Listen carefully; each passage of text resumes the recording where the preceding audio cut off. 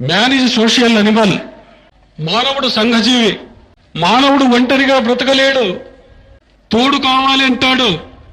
భార్య బిడ్డలతో, తల్లిదండ్రులతో, అన్నదమ్ములతో, స్నేహితులతో కలిసిమెలిసి జీవించాలి అని అభిలషిస్తాడు, ఆశిస్తాడు. అయితే ఈ కాలంలో ఈ సంబంధ బాంధవ్యాలు ఎలాగున్నాయి? తండ్రి కొడుకుల మధ్య, అత్త కోడళ్ల మధ్య, భార్య భర్తల మధ్య సంబంధ బాంధవ్యాలు ఏ రీతిగా పరిణమిస్తున్నాయి అందరికీ తెలిసిందే. ఎందుకు వాతావరణం ఇంత కలుషితంగా తయారవుతోంది? ఏం గ్రహణం పట్టింది ఈ దేశానికి? ఎందుకు ఇంత హీనంగా తయారవుతున్నారు?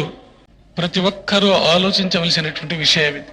తండ్రి కొడుకుల మధ్య సంబంధ బాంధవ్యాలు ఎలా ఉన్నాయి?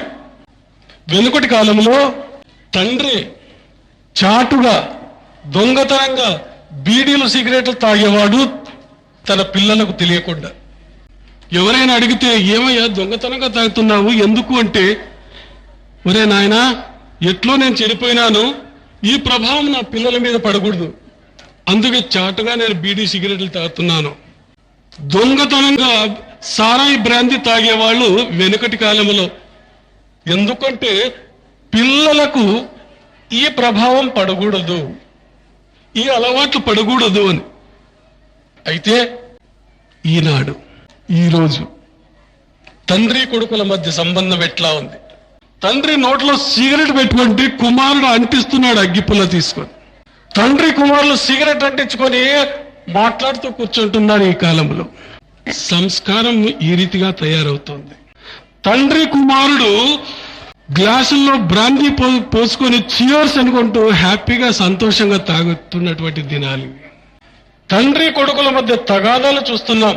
కొడుకు రెచ్చిపోయి తండ్రిని కొట్టే మూర్ఖులు కూడా ఈ సమాజంలో ఉన్నారు. నేను చూసినాను.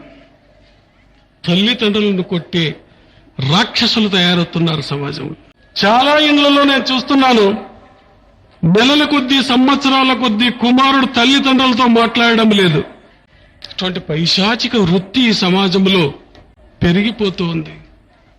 పెద్దలు ఈ విషయాన్ని గురించి బాగా ఆలోచన చేయాలి. ఏమనంది మన ఆర్య సంస్కృతి? మాతృదేవోభవ, పితృదేవోభవ, ఆచార్య దేవోభవ, అతిథి దేవోభవ. అయితే నేడు మాతృదేవోభవ, కన్నడంలో దెవ్వ అంటే దయ్యమని, పితృదేవోభవ